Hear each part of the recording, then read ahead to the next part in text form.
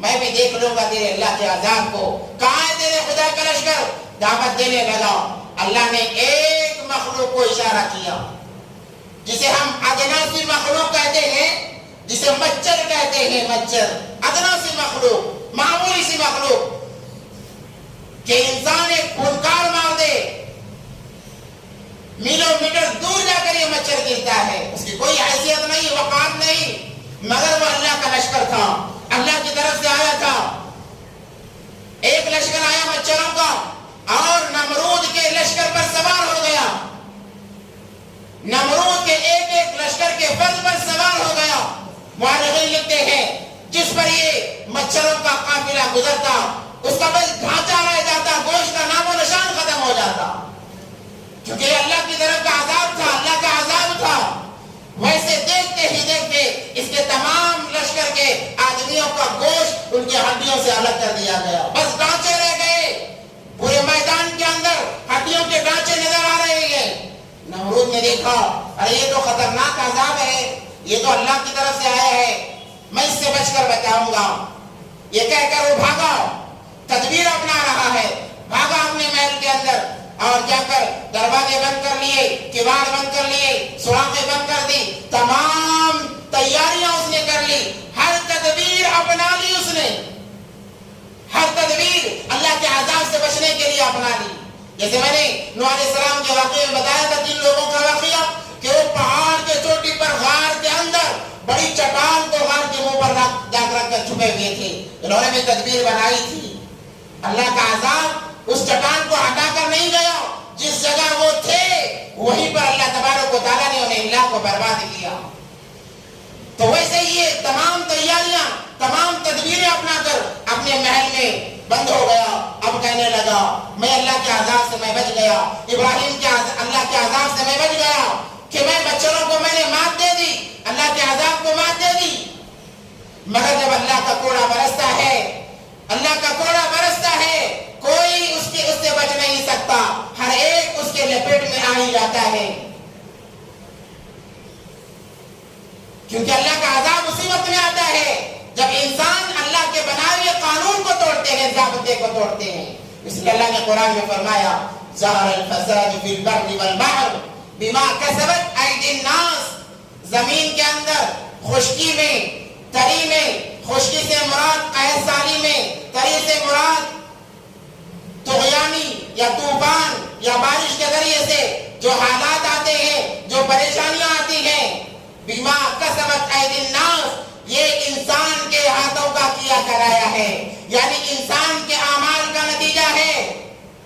اس لیے کہ انسان کے اعمال جیسے آسمانوں پر جاتے ہیں. نبی پاک صلی اللہ علیہ وسلم جب معراج پر تشریف لے جانے لگے جبرائیل علیہ السلام کے ساتھ میں، تو چند چیزیں ہیں جو آسمانوں پر جا رہی ہیں اور چند چیزیں آسمانوں سے نیچے آ رہی ہیں. نبی پاک صلی اللہ علیہ وسلم نے پوچھا ہے جبرائیل یہ کیا چیزیں ہیں جو آسمان کی طرف بڑھ رہی ہیں اور وہ کیا چیزیں ہیں جو زمین کی طرف جا رہی ہیں؟ جبرائیل علیہ السلام نے فرمایا اے نبی پاک صلی اللہ علیہ وسلم، جو آسمان کی طرف جا رہی ہے وہ آپ کی امت کے اعمال ہیں، اور جو زمین پر آ رہے ہیں وہ اللہ کے فیصلے ہیں. اللہ کے فیصلوں کو لے کر فرشتے زمین پر اتر رہے ہیں، اور آسمانوں کی طرف جو جا رہے ہیں وہ آپ کے امتیوں کے اعمال ہیں. جیسے اعمال جائیں گے ویسے فیصلے اتریں گے.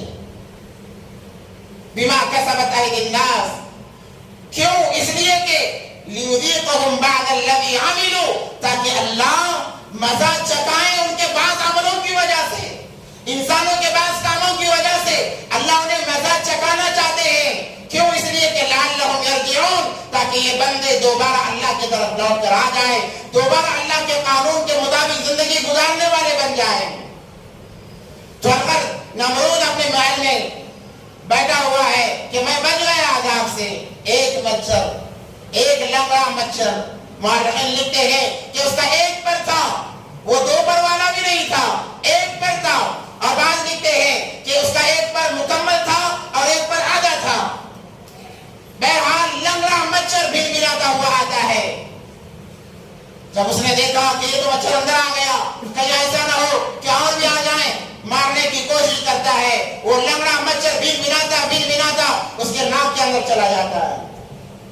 नाक के अंदर चला गया और जाकर भेजे में बैठ गया और जाकर भेजा खाना शुरू कर दिया मच्छर ने। इसे तकलीफ होने लगी, ऐसी तकलीफ कि कहता कि इससे ज्यादा बेहतर तो मौत है, इस तकलीफ से मैं मर जाना अच्छा समझता हूँ। ऐसी तकलीफ होने लगी। तमाम बादशाह था, बड़ा बादशाह था, दुनिया के हाकिमों को बुलाया कि आओ मेरा इलाज करो, अपनी कारीगिरी बताओ। ये अल्लाह का अज़ाब था। हाकिम आजिज आ गए। क्या कर सकते थे हाकिम? अगर हकीकी मानों में कोई बीमारी होती, हाकिम उसका इलाज कर देते। ये तो अल्लाह के तकदीर के खिलाफ तदबीर बना रहा था। हाकिम आजिज आ गए, कहने लगे हम आजिज आ गए हैं, हम कुछ नहीं कर सकते, हमारे बस की बात नहीं है। तमाम हाकिम आजिज आ गए। बड़ा परेशान रहता, इत्तेफाक से अपने तख्त पर बैठा हुआ था, उठने लगा कि उसके तख्त के ऊपर सुनहरा एक ताज बना हुआ था, सोने और हीरे जवाहरात से बना हुआ। ताज बनाने वाला ये पहला बादशाह है। जिस जगह वो बैठता उसके ऊपर हीरे जवाहरात का बड़ा सुनहरे कलर का एक बड़ा ताज बना हुआ था। देखने वाले को यूं महसूस होता कि इतना बड़ा ताज इस बादशाह के सर पर रखा हुआ है। जब उठने लगा, मार लगा सर को, तो कुछ राहत हुई। तो इसने कहा कि ऐ वज़ीर, देखो खुशखबरी हो तुम्हारे लिए, मेरे बीमारी का इलाज मुझे मिल गया है। क्या इलाज है? कि